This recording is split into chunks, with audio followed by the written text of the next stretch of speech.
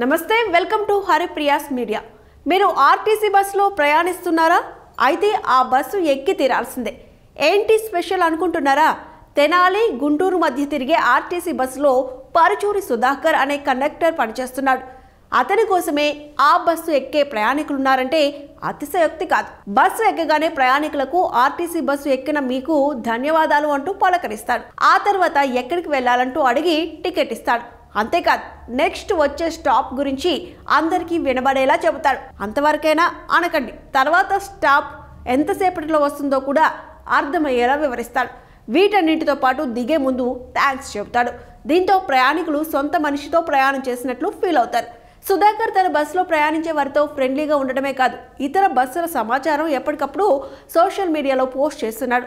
ప్రయాణికుల సమస్యలు, ట్రాఫిక్ ఇబ్బందులు, ఏ బస్సు ఎక్కడుందో వంటి వివరాలను కూడా సోషల్ మీడియాలో ఉంచుతాడు. ఇంతవరకు అంతా బాగానే ఉంది. అయితే ఈ విషయం తెలుసుకున్న రవాణా శాఖ మంత్రి రాంప్రసాద్ రెడ్డి ప్రత్యేకంగా సుధాకర్కు ఫోన్ చేశారు.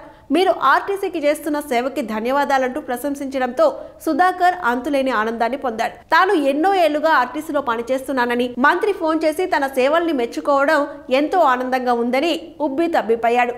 ఈ విషయం గుంటూరు జిల్లాలోని ఆర్టీసీ కార్మికుల్లో కూడా సంతోషాన్ని నింపింది.